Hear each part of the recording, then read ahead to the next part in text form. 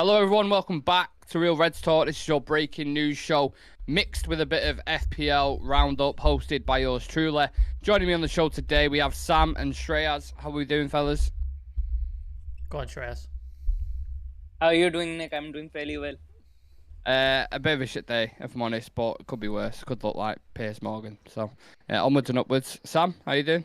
Yeah, I'm alright. You could also look like Avram Glazer. Damn. Exactly. I like it. I like it. We're going to discuss them very shortly. I like what you've done there.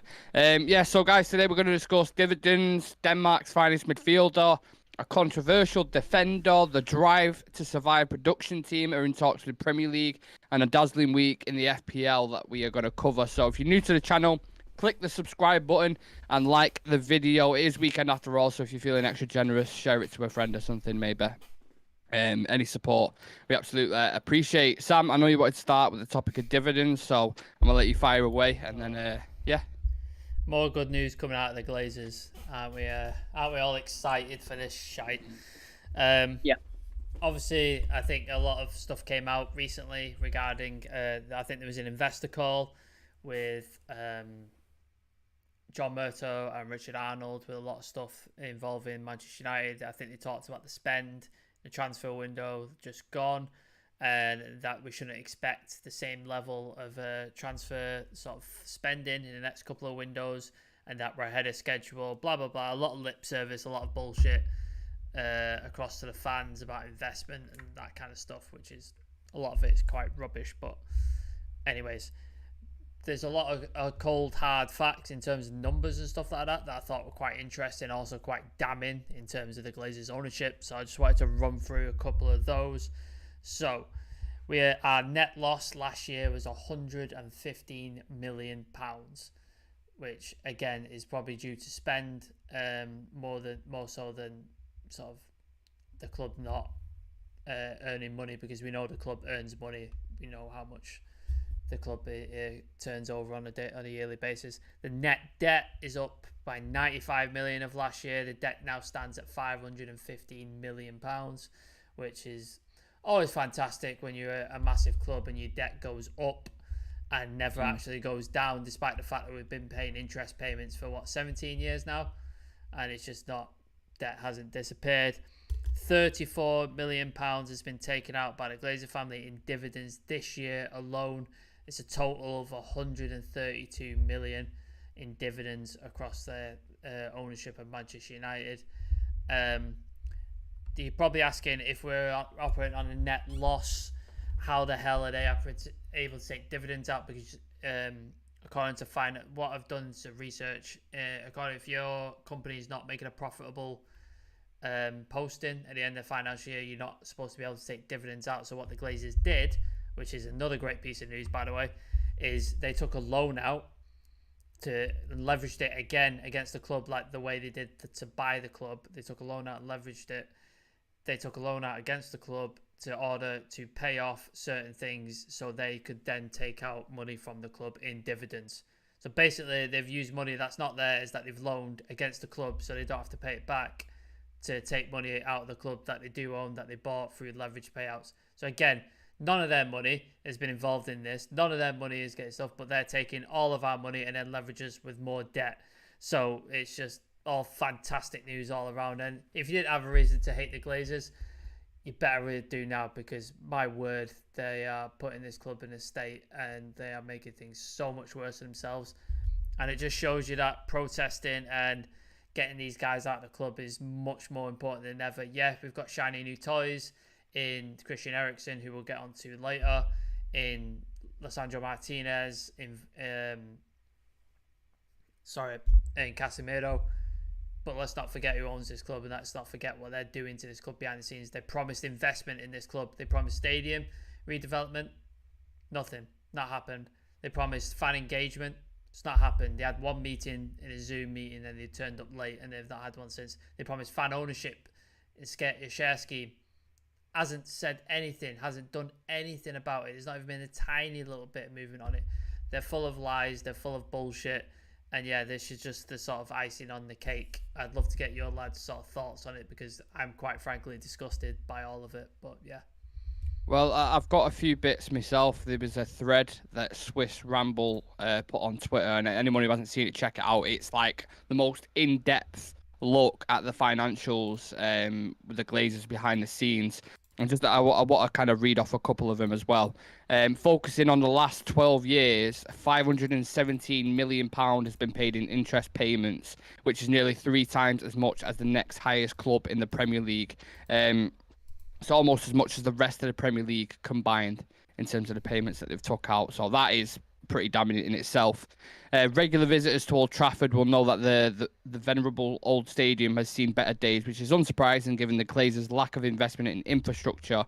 136 million capex over the last 10 years is less than Fulham, Leicester, but is dwarfed by Tottenham by £1.4 billion. Oh, well, that was a stadium, wasn't it? So Yeah.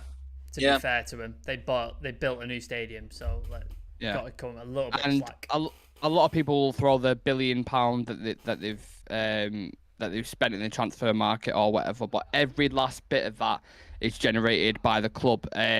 Furthermore, 850 million in the last 5 years was only surpassed by Man City and Chelsea, who were both on 990 million. Obviously, that would have changed now because of the 200 million that we spent. But let's not forget, we only spent that as well because they was under pressure. They was looking at the likes of Rabiot and Dinger, as we know. So there's lots more on there. I could go through them all day, but check it out on Twitter, Swiss Ramble. The thread is done. It's incredible. It's proper deep dives into it. And yeah, just in terms of my personal thoughts on it, I think, to be fair, everyone knows it's not just what we see in the public and what's reported. You can imagine everything that goes on behind closed doors. What they're doing to this club is disgusting. And to be fair, it all stems from when they first bought the club. They bought it by leveraging debt. That just says everything you need to, and that's not allowed now, I believe. If you're going to go buy a club, it's because of them. That's why you can't do it anymore because of what they did. Yeah, so straight from the bat, everyone was like, that's a bit suspicious. I'm not entirely sure. And then the past 17 years, it's take. Throw money that they generate anyway to appease the fans. Take. And it's too long now. I think the time's up, to be honest. We spoke about it yesterday, the net debt, the investment that needs in the training ground, the Old Trafford. It's too much now. It's time for him to go. And yeah, the sooner the better, in my opinion. It's cash your chips and just fuck off at this point, isn't it? Yeah. Just get your money and just fuck off, because you're at a point. I think they're on the ledge at the minute. I think we had an opportunity. Just speak for us, Nick. 1 2 1 2. Yeah. Okay. Sorry, I thought we'd lost everybody for a minute. No, sorry. Apologies for the technical fault. I think they're on the cliff edge at this point, and there's no way back for them. It's going to reach a precipice where they have to either physically jump off themselves or they're going to be pushed. It's that point. That's where they're at for me. So yeah, Shreyas, what are your thoughts? I think after what happened last season, especially the way this transfer window started off initially, and the way the whole Frankie de Jong saga also happened, and then the way we got linked with Arnautovic and Rabiot, already the pressure was a lot on the Glazers. I think a big name, a big figure in Sir Jim Ratcliffe coming in actually helped in putting a lot of pressure on them, because it was the first time that, along with the public protests, along with the fans protesting against the Glazers, there was someone else who was also, coming about and actually putting some pressure on them about buying the club.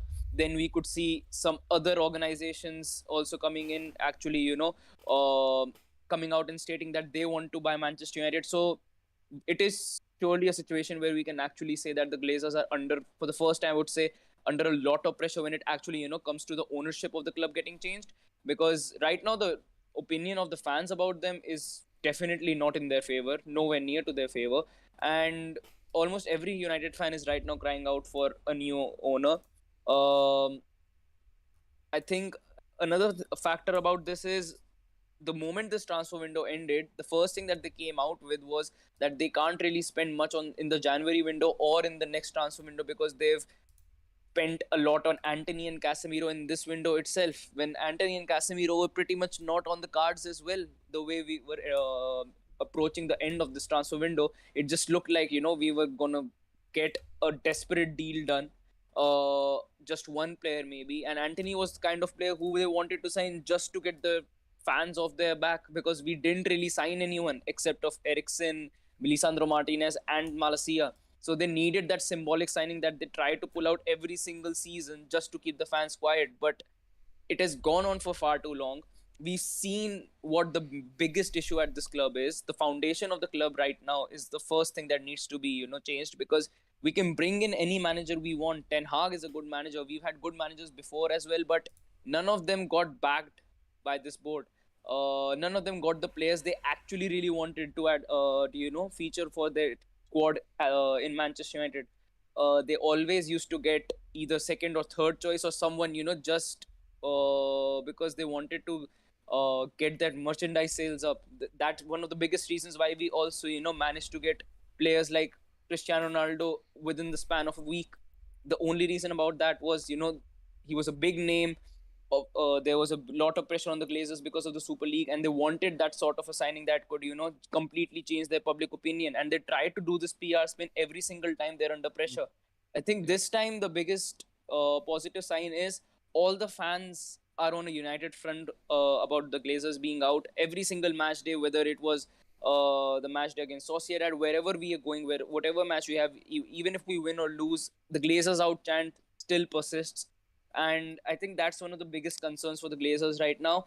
I think if I look at it in that sort of way, I still see them. I don't really see them because of the way they act. I don't really see them being those kind of people who are in a hurry to sell the club. I think they're still going to wait it out.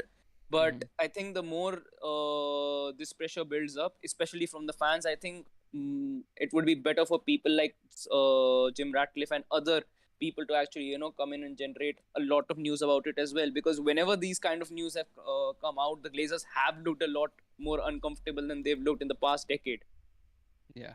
And in regards to the transfer market that you mentioned there, look, everything they do in the transfer market, especially the past couple of seasons, when you think about the Super League as well, is to appease the fans. It's not, it's not methodical, it's not organised or planned or anything like that. And in a sense, they're architects of their own downfall, because they're going on, well, we spent this much this summer, so next we can't. But the only reason why you spent so much this summer is because you was unorganised and you didn't plan the window. That's why we end up spending an extra £80 million than we should have done, which could have gone on, a couple more players. If they'd spent smartly every window, they could have spent less. Yeah. Do you know what I mean? Every window they could have spent as well. They could have spent so much less than they wanted to spend if they just would have been smart with it and just picked decent players. Because you don't have to buy superstars every time. You don't have to do that. But Ajax, me, you, and Severe spoke about it yesterday with Ajax. You don't have to spend a shit ton of money to get a star. Brighton do it. Brighton bought, Moses Caicedo for like 5 mil. Mm-hmm. And then we were like rooming through, and they wanted 45 for him and stuff like that. It's just like shit like that. That's why you end up spending a shit ton of money. Because if we just smart with it and spotted these players, had a good scouting network, wouldn't have to spend that much money. If you invest in a scouting setup, it might take a while, might take 6 months to a year to get it like solid, or even a couple of years. But once that's set up, it's set up then, and you have a conveyor belt of talent. You don't have to go spend ridiculous money. Yeah. You have the odd one coming through like a Malacia and players like that. Like they don't. A lot of people call them smart businessmen and blah blah blah, but really, they're only good at finding loopholes in ways to in means to get more funds. Really, that's the only thing. Yeah. They're good at even if you can call them good at that. They're good at. They could have made more money if we were successful. Yeah. They could have made much more money if we were actually successful on the pitch, if we would have been winning titles, if we would have been going much more deeper into the Champions Leagues, into any single tournament. I would say we would have been much more successful, because I would say when it comes to branding, we are the biggest club in the world. No doubt about it. When it comes to branding, we are the biggest club in the world. If you add it to performances on the pitch, if we are able to replicate even 50% of that on the pitch, we instantly become one of the most successful clubs in the world. No doubt about it. Yeah. But they just try to, save up as much money as they can. They try to save up as much cash as they can, and they end up taking all the dividends they actually need to support their lifestyle. They're good at exploiting the system. Like, the system's broken. Like, the financial system, the banking system's fucked. Like, it's corrupt. Yeah. It's just beyond fuck. They're good at navigating that world and exploiting it. That's what they're good at. They're not good businessmen. They're not good football club owners. They're not good financial people. They're good at exploiting the broken capitalistic system which we inhabit. That's what they're good at, and that's what we shouldn't forget. And this is why, as everyone knows, we need new people at the club who are looking long term, looking for the future, and looking for the good of the club. Just bear with me a second. Let me just push this over because our laptop's about to die. We need football. We need football fans in charge of our club. That's what we need. Yeah. Like, you need to be a fan of football, and the Glazers, they aren't football fans at the end of the day. Yeah, 100%. We'll leave it there on that one with the dividends. I'm sure we're going to be speaking about it for many months to come in regards to the Glazers. I want to move on to something a bit more positive, some topical news. Christian Eriksen is winner player of the month, which is well deserved in my opinion. And I'm going to follow this up by some quotes from a former legendary midfielder, our very own Paul Scholes. And he's been talking about Eriksen. He said, he is the perfect example of a player who plays with intelligence. He plays with his brain. He is just a clever player. He knows where he is on the pitch, and he knows where other people are on the pitch. A midfielder should always receive the ball in the half turn, so I can still see you and my forward. You saw Casemiro do it 2 weeks ago, and Eriksen is constantly doing it. Nice praise, I suppose, from arguably one of the greatest midfielders of all time. He scored a rocket as well last night. I'm not sure if any of you guys saw that. So good. Denmark. Yeah. So good. Oh, top net, top corner, I should have said. It was absolute belter. Do you think we've underestimated Christian Eriksen as a signing, Sam? I think I did. I think we were saying when we brought him in, I think you asked me, Nick, that where do you see him playing? How do you see him fitting into the squad? And for me, he was going to be back up to Bruno, rotational player. He's going to come in maybe in Europa League, maybe in the sort of teams where we're playing playing teams with a lower block and stuff like that, where he could help break him down with his intricate passing. But he's come in and he's arguably one of the first names on the team sheet now. His quality on the ball, his passing, his vision, his set piece as well. He's a fantastic corner taker. He's a fantastic free kick taker. Everything about him just screams class and United quality. He has earned his place into the team, and I for one did not expect this. I didn't expect him to be this good, this quick, and be established in the team. Now, our midfield is pretty much rock solid. You can't really drop anybody at the minute. Scott McTominay is playing fantastic, and I think that's because of Eriksen. Bruno's playing really well. I think that's because of Eriksen. So I think that midfield is rock solid right now. I think that's why Casemiro is finding it a hard time to get into the team, because that midfield is so good. And Eriksen's the glue that holds it all together at the minute. I think he's fantastic. And I wish we would have got him sooner. I wish we would have took the chance when Brentford took the chance, because this guy's pure quality, and we've been missing that for a long, long time at United. And with the way he's playing at the minute, do you think he'd get in the top teams around Europe, Christian Eriksen? I think definitely. I think he has to, because if you just compare to the amount of work he actually puts on the pitch as a central midfielder or as an 8, whatever you want to call it, he covers absolutely every single area of the pitch. Whenever he's on the pitch, his presence is felt. He's very, very creative on the ball. I think he's one of our most creative outlets when it comes to the way we play. He's able to take care of the ball, I would say, much better. I think that is one of the reasons why we are seeing the best of Bruno right now, because he has that kind of person who is, able to keep hold of the ball and able to play that pass forward, take the ball off the back four, get some pressure off the back four as well. He's able to release the ball much better if I had to compare it with the other players we've got who play in that kind of a position. And that's why I think that if Eriksen does end up getting injured, it's going to be very, very difficult for us to cope, because I think right now, as good as McTominay, as good Bruno is getting, I think Bruno is getting better every single week, but Eriksen is the key to that midfield, and he is able to unlock every single player who's playing alongside him. And I would say I think playing Eriksen also helps Jadon Sancho a lot, because whenever I've seen them link up as well, which has happened a couple of times, especially I think in the goal that Sancho scored against Liverpool, I think Eriksen was very, very crucial in that one, in that goal as well. So in every single attack we make, every single time we are dominating the possession on the ball as well. I think Eriksen is very key, and I think I think I don't really see any United fan actually expecting this kind of an impact from Christian Eriksen, because when he did come in, every single person just thought of him as a player who could play of the wing. Someone like a Dusan Tadic at Ajax could play of the wing, could play as a 10. He was sort of like that versatile attacker, but he's come in, he's made that number 8 position for himself, and I think it is really, really nice to see that we could, get him on a free, because right now, if you look at that deal, getting Christian Eriksen on a free and the way he's performing for us right now, the consistency and the quality that he's bringing, it's an absolute steal. And yeah, I think right now he could walk into any single team the way he's performing. Absolutely. And as Sam alluded to then, Shreyas, just imagine if he was like 24 years old, we had another 6 years. Exactly. That's the only kind of concern for me is, I know I don't mind that we've signed Casemiro at the age of 30. I'm all right with it, because you're at least going to get another 3 years, maybe at the top, or maybe 4 at a push. But it's then after that, it's the fact that they're both going on 31. I'm thinking, where's the next kind of one for the next 10 years? You know what I mean? You've got City bringing in Haaland in that position, and they could happily keep for the next 10 years, and will bag and continue to score. Once Eriksen goes, we have to fill that void again. Bruno Fernandes is pushing 30. Like, is that a concern for any of you guys with the age of the players? Yeah, I think go on. No, you go. Okay.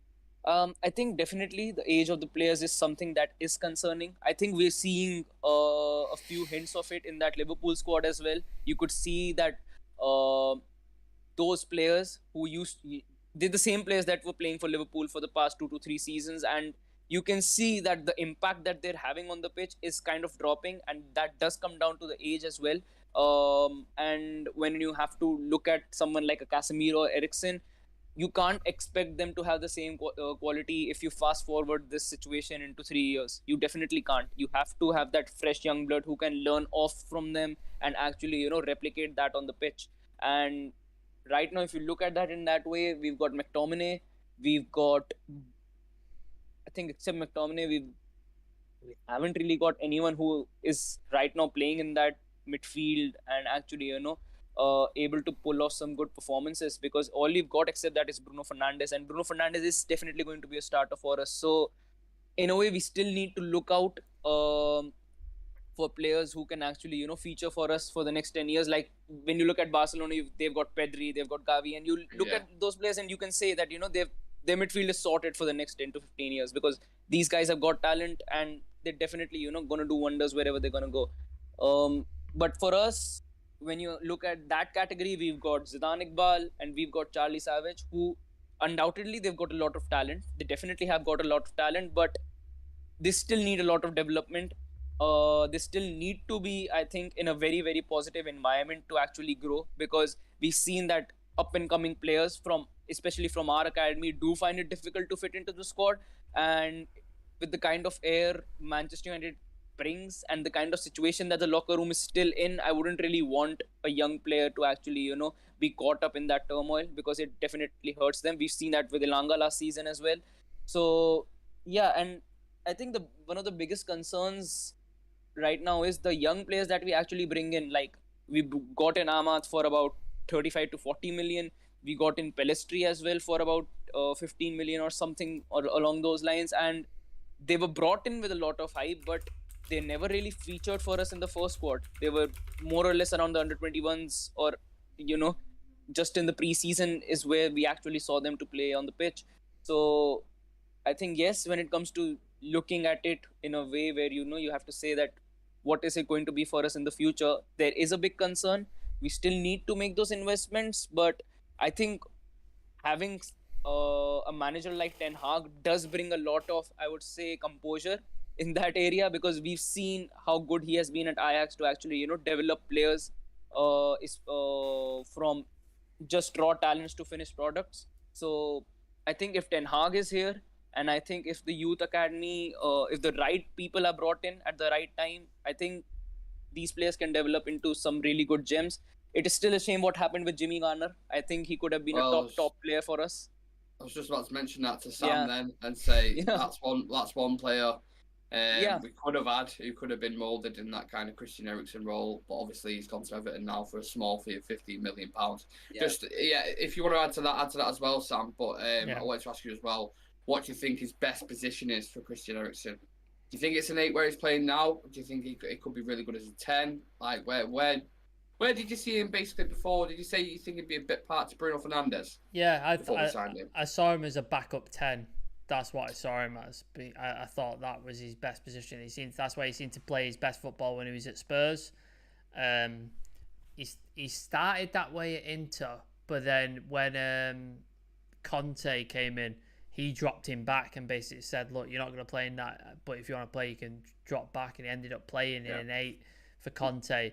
So he's clearly a versatile player. He's clearly very, very good no matter where you put him. I think just because he has that quality and that class on the pitch, I think you put him in an 8, you put him in a 10. I think Brentford he was playing a 6? He's at times. Yeah, so I think I think you could put him anywhere on the pitch, really. I think he'd be fantastic. Much like Wayne Rooney. Wayne Rooney, you put anywhere on the pitch, he'll do a fucking job. You put him in net, he'll do something, he'll do well. So I think that Eriksen is that sort of quality of a player. I think he's got multiple positions where he's very, very good. He seems to have found his niche for us at the number 8. I think you brought it up, that he's doing the Frankie de Jong role because we didn't get Frankie de Jong. He's doing what we probably expected Frankie de Jong to do, to come in and do. It would have been nice to see Casemiro, De Jong, Bruno, Eriksen, all that sort of stuff, but obviously we're not going to see that. Again, on Jimmy Garner, I'm still annoyed with that decision. I'm still very angry with the fact that we sold him, A, for that cheap, and B, without a buyback clause, I believe, which is unbelievable to me because we always regret these decisions. We sell good young players and it always comes back to bite us. So to not have a buyback clause in there is shocking for me. I think he could have been something for us. He could have been a very, very good player. I think the plan originally for Ten Hag, I think he was going to bring in De Jong and then he was going to bring in DM. I think that was his original plan. And then De Jong and Bruno, I think that was his operating system. Obviously, plans changed. We chased De Jong, didn't happen. And then we were sort of on the back foot and I think he sort of put it together. It was like, right, I'll put Eriksen here, Bruno here, and then we'll go and get a DM. And he ended up getting Casemiro. But obviously, Scott McTominay has played his way into the first team. And he's undroppable at the minute. You can't drop the guy because he's played fantastic. So that's where we're at the minute. I think we might see something slightly different in the coming next year, maybe 18 months or something. Maybe we'll see a different change of system. But remains to be seen. At the minute, it's working, so why not? Absolutely agree with that. I want to move on to the next story. You mentioned James Garner and there's some more British talent I want to discuss. Talent. Yeah, talent. I use that word very lightly. According to Southgate, it's the next best thing to sliced bread. Yeah. Harry Maguire is expected to start for England against Italy, despite not starting a Premier League game for United in 6 weeks. No surprise, Shreya Southgate's picking his buddy. How do you see Maguire getting on tonight against the former finalists? Because, of course, England played Italy in the Euro final, didn't they? I mean, I still don't really understand how he's getting picked ahead players like Tomori, who are having wonderful seasons with AC Milan. Yeah. I think there's definitely a bias and favoritism towards him. And I think right now, the system that England national team plays, it's very, very defensive, I would say. It doesn't really get the best out of the players they've got at the moment. And I think tonight, it's going to be a very, very important game for him, because with the kind of comments that he has come out with and the kind of statements that he has made, he definitely needs to back it up. And if he can't perform on the pitch today, it is going to be very, very tough for him to actually, come back and actually make a case for himself. Exactly. Exactly. And Italy is a good squad. Italy has some really, really good players in that squad. which could cause a lot of trouble to Maguire. Especially players like Chiesa being in there who are blessed with pace as well as shooting ability. It's going to be a nightmare for him to play up against him. So I think it's going to be a very, very difficult game. I don't think it was the best time for him to actually come out with something like this. So I think it's going to be a very tough. It's going to be a tough job for him, and especially I would say it is going to come down to how Southgate actually picks his squad. If he actually picks up back six or back seven. Back nine usually, isn't it? Yeah. 2 strikers and a back nine. Part of the bus football. Sam, I've seen a few things on social media as we do when you're scrolling through your football stuff. People coming out defending Maguire, saying, well, he plays good for England and blah, blah, blah. Can you just explain to some people who may not understand why Maguire plays good for England, but why he's so shit for United in terms of systems, etc. All that kind of jazz? Because England play with a back five, or back three, depending on how you want to look at it. And he's got 2 people defending him and helping him out, cleaning up any of his messes. And 2 other centre back, and then he's got 2 further defensive midfielders in front of him in Rice and Phillips normally. Don't start Bellingham, do they? Don't start Bellingham. You know what? I could get I'll get into selections in a minute because some of the selections that have been made are shocking. And he's normally got 2 defensive midfielders in front of him. So essentially, do you know when you probably don't do this in India because it's too fucking hot, Shiraz, but you know when you got lagging around your boiler to sort of protect the heat. That's basically what they've done in the England team. Harry Maguire is this fucking boiler, and it's just to protect him. They've wrapped everything around him to sort of insulate him away from it, and that's why he plays so well for England, because he doesn't have to do insulation FC. He don't have to do as much as he does for United. Like, he don't have to be as quick, he don't have to be as mobile, he don't have to scan, doesn't have to do the stuff that Ten Hag requires of his defense, or that any manager that's managed United has to do for his defense. That's why he plays for England. On the selection stuff, Luke Shaw's in the team. Why? He's played less football than Harry Maguire has for Manchester United. Why is he in the team? Don't get it. I've just read before we came live that he's dropped Ivan Toney out of the playing squad as well, which is shocking. Yeah. Why? Why has Toney been dropped out of the squad? We know what Harry Kane can do. Like this, we don't need to see Harry Kane. Harry Kane's going to go to the World Cup, no matter what. He's gonna go. And we know what he does. We know what Harry Kane does. So why is Ivan Toney not getting his chance and his opportunity to show what he can do, and if he deserves to be on that plane? Do we know the actual reason? Is it not injury or something? I don't have a clue myself. But all right, if he's injured, why is Tammy Abraham not playing, not starting? Why are we not getting to see what Tammy Abraham could do? Do you know what I mean? Yeah. The selection baffling. The most pragmatic manager is that you could look at the selection. He picked 12 defenders. 12. 4 midfielders. Four midfielders. Midfielders. Right. We've got so many talented midfielders in England. So many. You got Foden. You got Bellingham. You got Mount was really good up until recently. He's been shocking this season, but you've got a lot. Declan Rice, Calvin Phillips. Again, why is Calvin Phillips getting selected? He's not played. I think he got selected, but he's injured, so I think he's taking Jordan Henderson. As he takes Jordan, okay. I believe. But to be honest, Sam and Shreyas, I think this will be Southgate's last tournament. So I think he'll get exposed. I hope so. If he gets a Brazil or someone like that in the quarterfinals, we're fucked. I think we'll get dusted. The reason we got so far in the Euros is because of our run. We got the easiest fucking run in the world out of that tournament. Germany, obviously tough team, but it wasn't the best German team in the world. It wasn't a great German team. Denmark, no offense to Denmark, Christian Eriksen, fantastic player. They haven't got. They had a good run, but they haven't got a fantastic team. No, they haven't got a fantastic team. And then that Italy team was for the fucking beating. Dreadful. Dreadful team. How are we not beating them? Honest to God, and we went 1-0 up. We had them on the ropes, and he decides to fucking sit back again. Shocking. Terrible decision. Again, I'll live with him for the rest of his career. That. Same with the World Cup. Is it Croatia? Croatian team were there for the beating. We could have had him. We went 1-0 up. We definitely could have had that team. And again, he sat back. And I think you're right, Nick. I think he's going to get exposed in this tournament because there's too many good teams. and he's going to get absolutely torn apart, especially with pragmatic. You can't, in tournament football, you can't play pragmatic football. It don't work. It's worked. Only works in set games, innit? Like with certain games. But you've got so many different teams. There's rare tournaments like Portugal when they won played pretty dire football. Like they weren't exciting.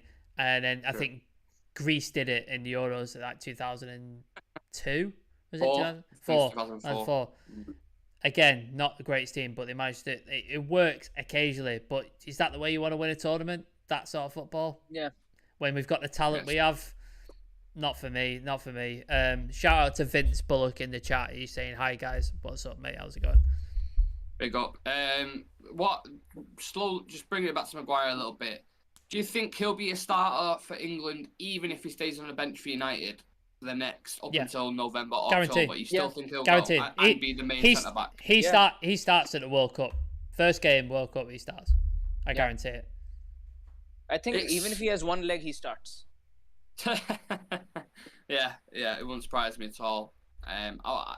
It's one of them. I want to be able to back players and give them confidence when they're low, but it's more than just kind of a dip in form with Maguire. The past 12 months longer, it's not a bad run of form. It's so exposed in the system that we're trying to play. You saw it. You mentioned it last night, Sam, under Ragnick, like how high he was playing up. Any player can just waltz in behind. And Ten Hag's going to be here for the foreseeable. I'm obviously extremely happy about that. You're talking the next 3-4 years, hopefully. It doesn't fit in the plans for me at all. I don't see a weight of him getting back into the team. I said the same thing about McTominay. So nothing's out of the realms of possibility. Yeah, but there's a difference because the ability that he has to suddenly develop, mobility and speed. And you don't develop that shit. It don't happen. So he has to develop those two things, and he's not. Scott McTominay is improved because of the players he has around him. Like McTominay looked awful in the system because he had Fred next to him, and then Bruno and Donny and whoever, and there was no cohesion. Now he's got Eriksen and Bruno with him, and he's got defender like Lisandro Martinez and Rafa Varane behind him. He's got people around him, so he's able to keep his game simple. Is that the way you want to play? You want to I don't see Ten Hag doing a back five. I don't see him doing that. No chance. Yeah. So no chance. Yeah. Those comments that have come out, I think that's him engineering to get out of United. I think he's looking for a way out. Fingers crossed. The starting lineup for England is out. If you want to know it. Yeah, I'll do a last question on Maguire and then we'll run through that very quickly. The last question on Maguire, Shreyas. How long do you think until he gets the captaincy taken off him? Or do you think it won't be like an official kind of announcement? It'll just be slowly kind of winded? I don't know what word I'm looking for. You know what I mean, though, don't you? Yeah. I think the biggest thing, it doesn't even depend on Maguire or any other player now. It just comes down to how Ten Hag wants to tackle the situation, because I think Ten Hag doesn't really appreciate this kind of stuff coming out, especially from someone like Maguire, who is the club captain right now, going out on international break and then coming out with statements like this when he hasn't really had the best of performances for quite some time now. And right now, Bruno has been the captain for us, and he's pretty much won every single game when he's been on the pitch for us and as the captain.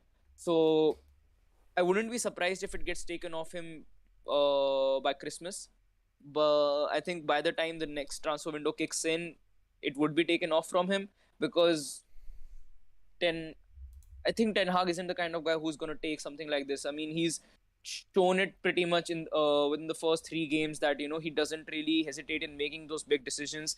He has the gall to actually bench someone like Cristiano Ronaldo. Then he can easily take the captaincy of someone like Harry Maguire. I think it just comes down to how he wants to tackle the situation.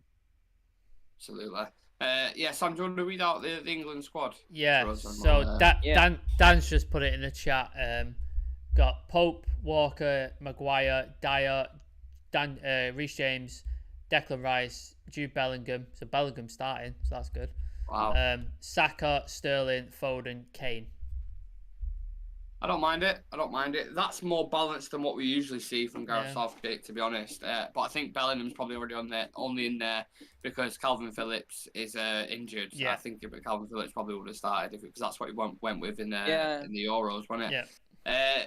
I don't know who's playing left back then. Would it be Walker if Reece James and Walker are starting? I'd assume so. Yeah. Yeah, and then Nick Pope, who's obviously been great for Newcastle, starts in that. He's been in great form. It's going to be interesting to see the selections going into the World Cup and who starts again.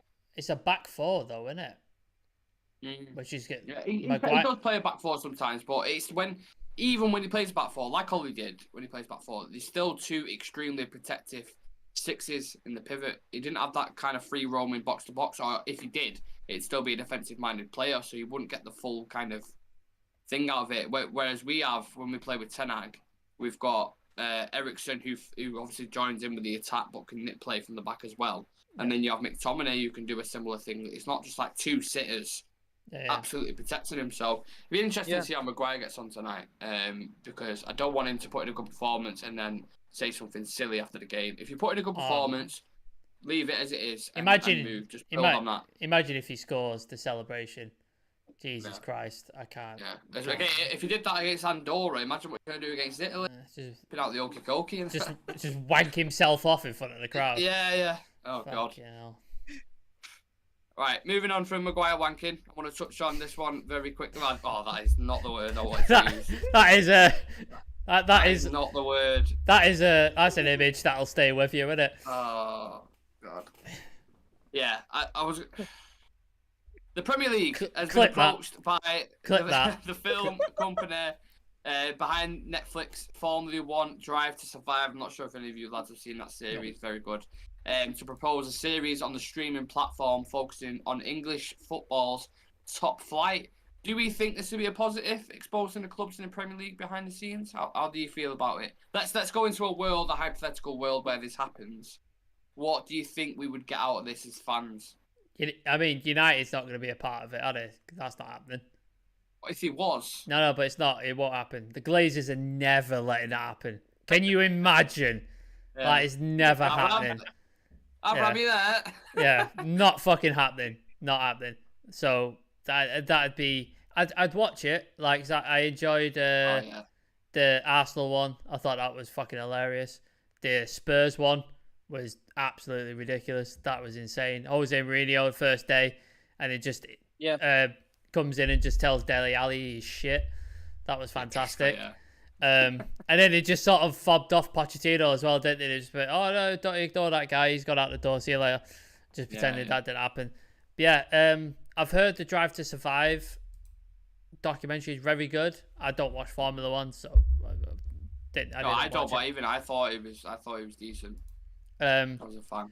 So I think, apparently the level of quality and the detail and the way they shoot it is fantastic. I've heard like great things about it. So yeah, I'd be interested in more. I'd love to watch it. I always love sort of more documentary football based stuff. The Sir Alex Ferguson documentary was very good. Enjoyed that. I thought that was decent. The Pogba one was awful. That was fucking shocking. Documentary, I think. Yeah. Oh god, that was awful. The Rooney one, I didn't like. It was more about him personal. I thought it was going to be more football based, but it was more about him personal. I was a bit let down with that. But I'd be up for it. I'd watch it. I'm sure it'd get massive numbers if it did. 100%. I think it'd cost a fortune as well, because we know what the Premier League are like. They always want the dollar Rooney. But I think they'd make a lot of money from it as well on Netflix. I think they'd absolutely bang it. Vince Bullock says that would make a great T-shirt. Maguire wanking. Maybe we need to make some merch ideas. Get that in. Brand merchandise. Get that in the merch. Maguire wanking. Shreyas, we've obviously had an all or nothing, as Sam alluded to, then with Arsenal and Tottenham. Could you see a world where United would entertain this for exposure, do you think?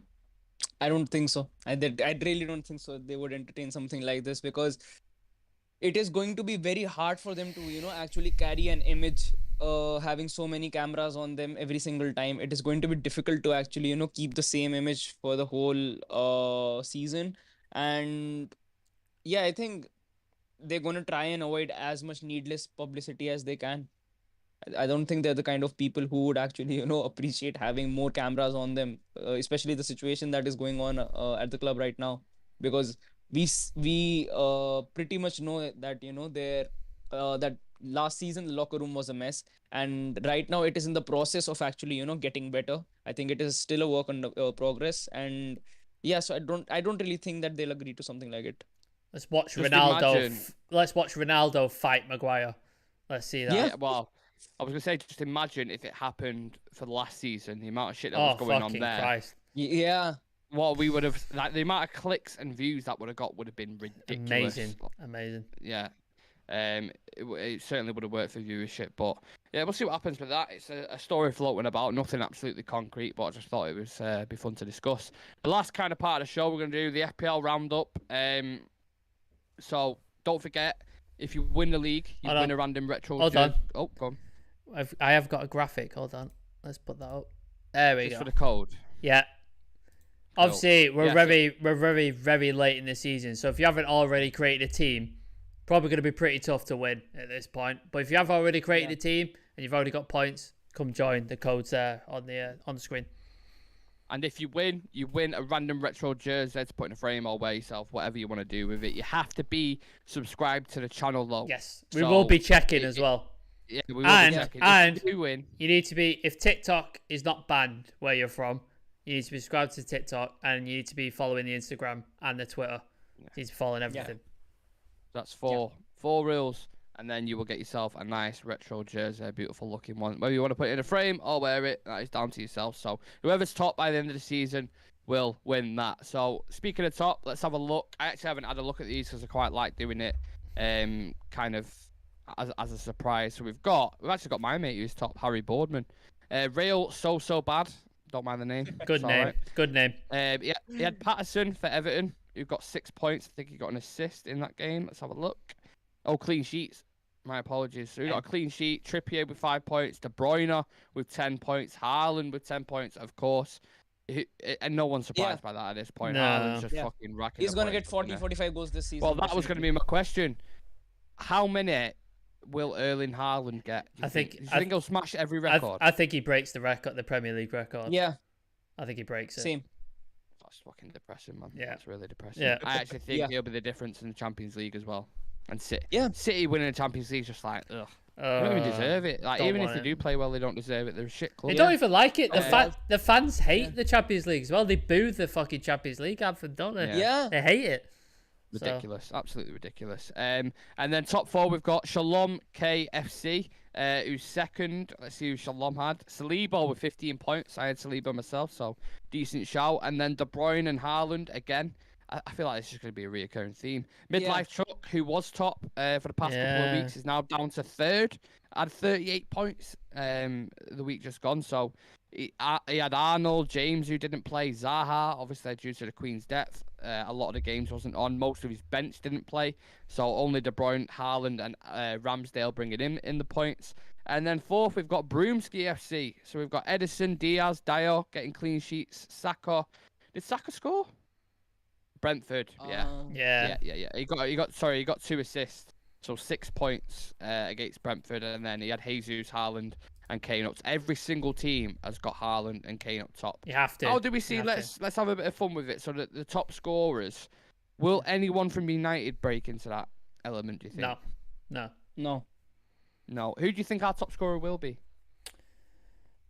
Interesting, isn't it? Because I think it's very selective at the minute. It's kind of like... Is it Rashford at the minute? Is Rashford? Is Sancho? Sancho's got 4? 3? Yeah. Yeah, but one of them's in the Europa League, isn't it? Right. Okay. Yeah. So he's got 3 in the league. He's got 3, and Rashford's got 3 in the league. Sancho's got 3, and Rashford's got, Okay. Yeah, so I think they're joint at the minute. It's probably one of them two, isn't it? One of them two. Probably. You don't see Ronaldo, the redemption of Ronaldo now? No. Trash? I don't think he plays. I don't think he plays enough games. Exactly. Okay. So let's move on to the lads from the channel. Let's see how everyone's doing. I actually haven't seen this either. Genuinely, I haven't seen this either. Let's see. Hey, let's have a look. I remember my ranking. It's me. Where It's me. Again. Very, very humble, Sam. Yeah, Sam, go on then. I'll let Sam do the fucking talking. Go on, Mr. Billy Big Bollocks. Captain, right. What position are you? Who did you have in your team? I'm 18th, so I've had a bit of a drop. Oh right, okay. But I'm still above all you fuckers. So there you go. Yeah. So I had a bit like I think the reason I dropped is because I've got 2 United players and we didn't play, so that didn't happen. I had a Brighton player, they didn't play, and I had who else did I have that didn't play? Oh, Odegaard and Zinchenko were injured, so I didn't get that. They didn't get me any points either. So that's what sort of stumped me. But again, like everybody else in this thing, I had Mitrovic, Kane, and Haaland, so they got me quite a lot of points. Got Bernardo Silva, he's got me a few points. I got Cancelo and I got Trippier, so again, all decent scorers. And I got Jose Sarr as well in net, who's always solid for a clean sheet. But yeah, I think I would have been higher had Odegaard and Zinchenko not been injured and had United played. I think I would have been a bit higher. But yeah, hopefully next lot of fixtures I'll be back up there, back in the fighting for the title, because I want that retro shirt. Fuck all the other people, I want it. Well, due to the changes in the games and the games cancelled and all that kind of stuff, I actually used my wild card and changed a lot of the players that I had, because I had a lot of Chelsea United players. So I used my wild card, got 67 points this week, which is one of the highest. Just want to throw that out there. And I think you all remember when I was giving it the chat and I was saying, I'm not used to it yet. I need to, work with the app because I've never been on it before. And once I do, I'll be on an upwards trajectory. Yeah. Where are you now? What's happened? Where I are was 100th and now I'm 33rd. 33rd. I'm catching up. Very nice. Yeah, catching up, 67 points this week. So are you second? Are you now. Oh, you're above Severe, so you're second. Yeah, so you're behind me. Okay. Yeah. And I had, I'm going to do this in a humble fashion as well. I had Trippier, 5 points, Cancelo, 9 points, Saliba, 15 points, Kane as captain, 20 points, and then Haaland as well, of course, and Martinelli, who was on the bench, who I think got an assist maybe or something. I'm not entirely sure. So, yeah, I'm up to 33rd, 67 points. We've got Severe, who had 37 points. Again, not a great week for Severe. Players, he had Johnson for Nottingham Forest. Jesus, 12 points. Yeah, bit of a stinker this week for Severe. So if you're watching, you're going to have to switch that up for the next Get your shit together, Severe. Get your shit together. Slacking. Then let me, this is going to ache me thumb a bit, but I'm going to scroll right down to the bottom. Is it Shirayas? Right. It's Shirayas. No, not Shirayas. down. Dan United, who this week hasn't got an excuse of fucking... Do you remember when he said... every fucking 5 minutes. Every 5 minutes. Can't believe I didn't put it on. I can't believe it. So Dan had 54 points, which actually isn't too bad, to be fair. Haaland, De Bruyne, again, Saliba, like, these are just like... people are going to keep these guys in the team, I think, for the rest of the season. What is Dan's ranking? 73rd. Dan is. So he's gone down. He was like near 40th. I think he was second out of the lads for a bit. Scroll down. I've got to go right down now. I'm trying to find Adam. Yeah. Adam's 94th. 94th. Stick the Willie in. 39 points. Adam's having a mare. What's going on, Adam? We need to have a chat about this. He had Sancho, Firmino, Eriksen, Trent, and Van Dijk. Firmino? Fuck's sake, man. What are you doing? Yeah. To be fair, he got a few points in the 9-0 win, didn't he? I think he got quite a few assists and goals. Yeah. And then I'm going to give a few shout-outs to people in the league, just because, obviously, we always go through the things. Chicken Tikka Mo Salah, 70th. I love it. My favourite name. Yeah. Tobacco Academy, 77th, gone up a bit. Arthur Duncan, 2 Daves, 1 club. That's my best mate. That's my best mate. Isn't it? Yeah. So he's 83rd. He's gone up slightly. Shout out to Ugly Bear. He's 121st. So big friend. 121st. Yeah, so he's a big fan of the channel. Vince, what's your team name? I don't know if you're still in the chat. Put your team name. We'll have a look. We'll look it up. Yeah. And then I'm trying to find Shreyas. I'm sorry, mate. I'm down 150. I remember my ranking. What is it? 136th. 36. 136. 71 points, though. 71 points. What did he get? Who did he score? Who scored? So you had Saliba, Cancelo, Son as vice captain. Oh my god. Jesus as captain. Yeah. Yeah, Shreyas smashed it this week. Remember, it's a marathon, not a sprint, Shreyas. So Yeah. you're all I mean, good. just imagine it took me 71 points just to get to 136. So my start has been that rough because I actually didn't know how it used to work, and Sam actually told me that I got so many negative points because after the first 2 weeks I actually used to swap like all my 11 players. So I used to get like negative 22, negative 33 points. Yeah. So it was a struggle for me to get back into the positive zone. Vince is in the chat. He's put, my team is Powerfoot United. Well, let's have a look, see if I can find him. Powerfoot United. Right, so you look for that, Sam, whilst I go through Donkey of the Week. Donkey of the Week is obviously it's only his first week, so it's one of them. You can improve on it. It is Gabriel Asamoah, 162 people in this league. Nice. Who have got an opportunity to win that random retro jersey. But remember, you have to be subscribed to the channel and follow us on socials as well. So he had Ronaldo who didn't play, Martinez, Antony, clearly a United fan. I like it.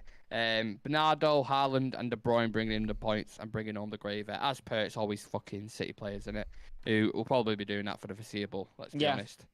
Have we managed to find Mr. I Bullock's can't. team, I'm Sam? looking. Dan has just put in the chat though. I'll make a comeback in extra time like Sergio Ramos header. Okay. So I like the confidence, Dan. I like the confidence. Get well soon as well, Dan. He's not well at the minute. Archie Bolt, who is Donkey of the Week for quite a few weeks, has gone up the table though. He's in 139. Where's he at? 139. Okay. People are climbing, making progress. Again, marathon, not a sprint. We're only 2 months in, sorry. Yeah. End of September now, so there's a long way to go. Do Don't mark worry my about it. words, I'll be at the last. There's no one who can actually challenge me for that position. He's actually trying to be Donkey of the Week. He wants He to got be 71 points. He wants to be relegated, Shreyas. That's why he wants to happen. Big up anyone Even who if knows I'm about- trying to get relegated, I can't.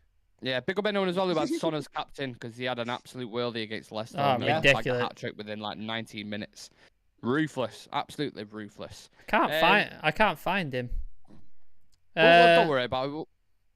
Drop in the chat, Vince. Let us know your position because I can't find you. I've been looking through and I can't find him. Yeah, we'll give you a shout out towards the end. I just want to conclude the show for today, guys. Thank you to everyone who's tuned in. Make sure you subscribe to the channel and like the video. Check us out on social media. All the links are in the video description, and turn on the notification bell so you don't miss a damn thing.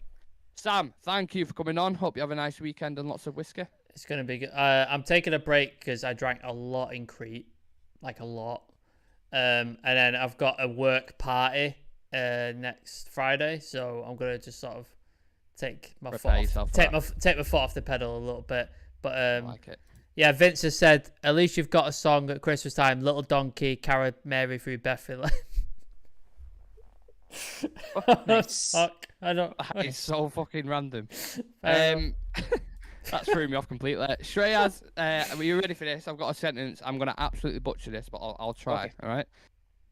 Saptahante mien muj caro. Do you understand that? No. No. Oh no! You know what? I've practiced it so many times as well. Yeah. Did you do the pronunciation?